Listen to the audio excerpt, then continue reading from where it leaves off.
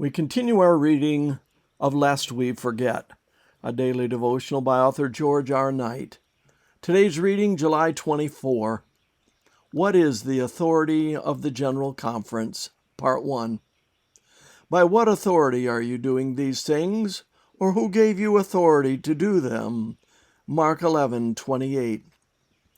By what authority? A good question. One that we ought to ask and think through, not only in relationship to Christ, but to the leadership of his church on earth. Not everyone was happy with the newly formed General Conference of Seventh-day Adventists in 1860.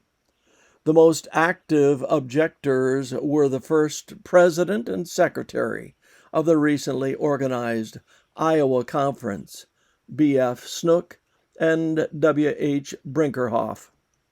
They opposed a strong church organization and conducted a campaign of criticism and disaffection against the general leadership of the church, especially James and Ellen White. In July 1865, the Iowa Conference constituency replaced Snook with George I. Butler. Subsequently, Snook and Brinkerhoff left the denomination, taking some of the members with them to form the Marian Party. Unlike most offshoots from Seventh-day Adventism, the Marian Party did not disappear. Today we know it as the Church of God, Seventh-day.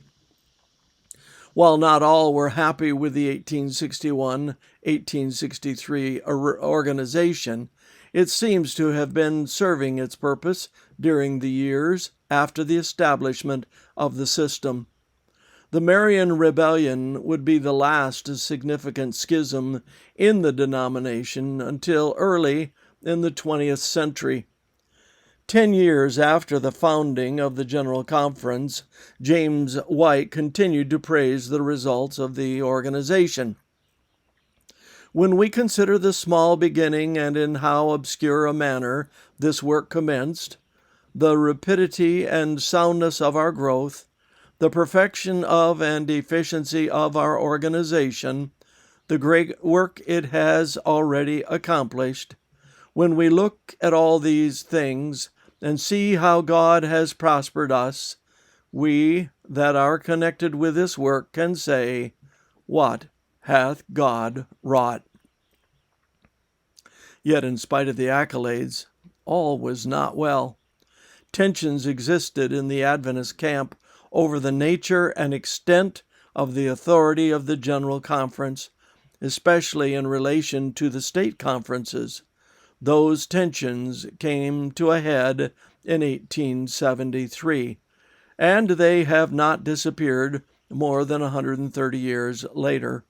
It therefore behooves us to take a look at the topic in Adventist history. Thank you, Lord, for wills to serve, and for heads to think, and for hearts to care.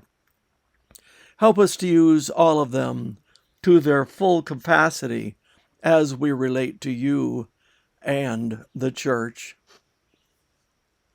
This concludes our reading today of Lest We Forget.